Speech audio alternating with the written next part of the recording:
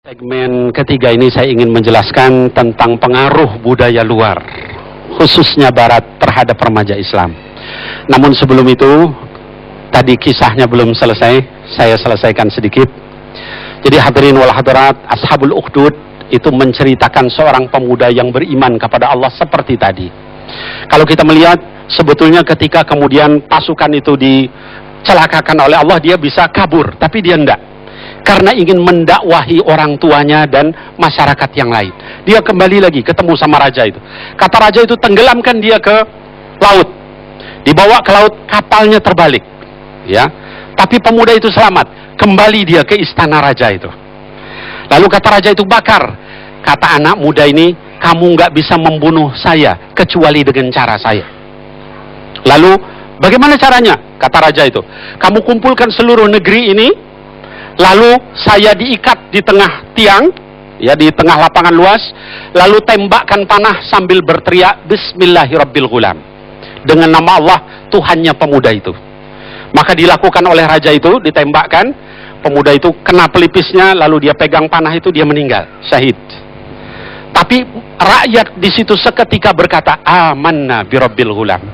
Kami beriman kepada Tuhannya pemuda itu. Karena matinya bukan karena raja, tapi karena tadi Bismillahirrabbilghulam. Rajanya aja percaya sama itu. Akhirnya raja itu membuat parit dari api sepanjang-panjang daerah itu. Kemudian orang disuruh masuk ke dalam parit api itu. Itulah diabadikan di dalam Ashabul Ukhdud di surat Al-Buruj.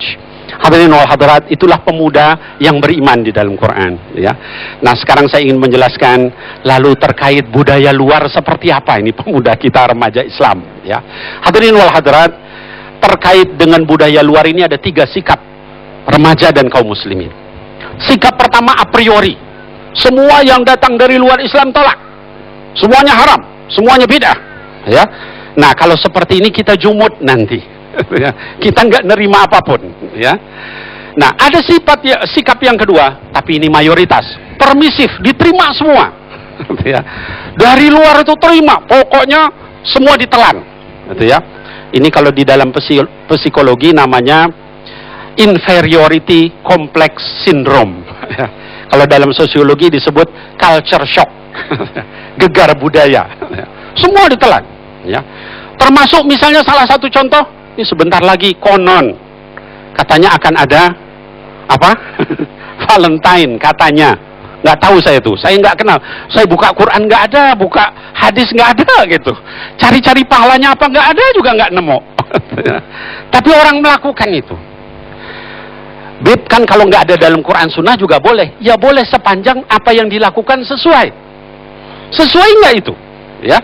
Kalau kita kasih sayang sama orang tua kita yang udah ngerawat kita dari kecil, subhanallah, sampai kita besar, sampai kita beriman seperti ini, itu wajar, dapat pahala. Ya Bu, bapak-bapak sekalian, ya, saudara kita, ya, keluarga kita, ya. Tapi kalau misalnya laki dengan perempuan nikah aja belum, ya, udah ngasih-ngasih begitu, kalau nanti nggak jadi gimana, ya?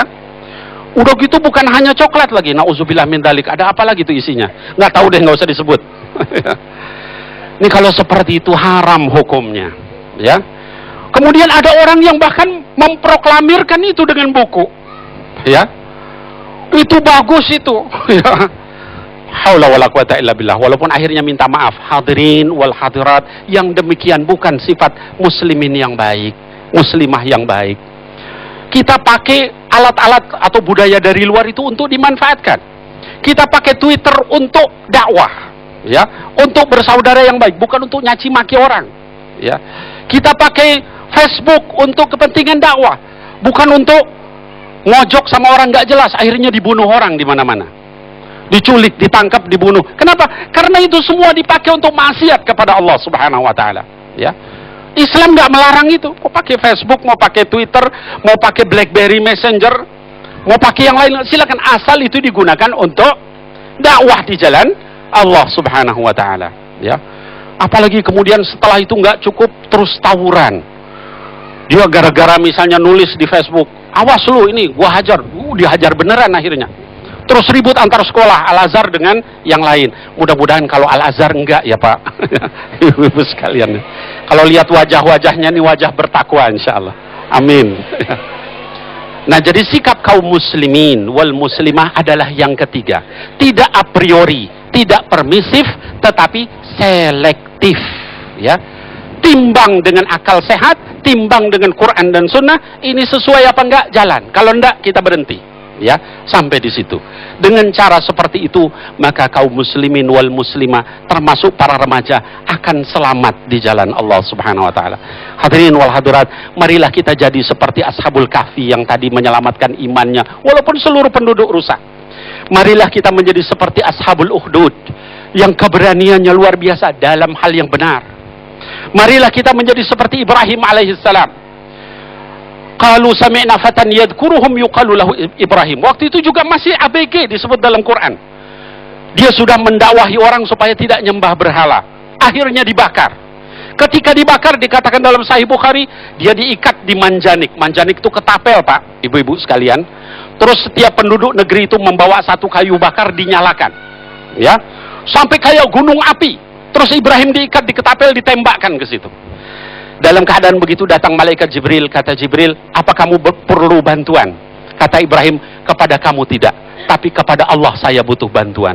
Maka Allah jadikan api itu menjadi dingin dan selamat untuk Nabi Ibrahim. Mari kita menjadi pemuda yang seperti itu. Hadirin wal hadirat, aku qouli hada wa astaghfirullah li wa lakum. Assalamualaikum warahmatullahi wabarakatuh. Waalaikumsalam warahmatullahi wabarakatuh. Subhanallah, menarik sekali apa yang telah dipaparkan oleh guru kita tadi, bahwa ternyata teknologi hadir secara netral. Teknologi akan menjadi sesuatu yang berguna bagi orang-orang yang mampu menggunakannya untuk kebaikan. Dan teknologi pun bisa menjadi perusak bagi orang-orang yang memang sengaja merusak dengan menggunakan teknologi.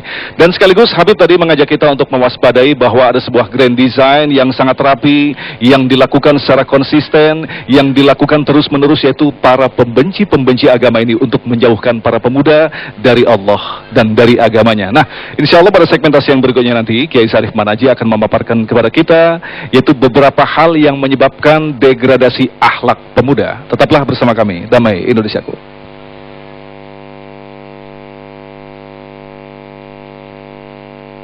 لقد خلقنا الإنسان في أحسن تقويم ثم رددناه أسفل سافلين إلا الذين آمنوا وعملوا الصالحات فلهم أجر غير ممنون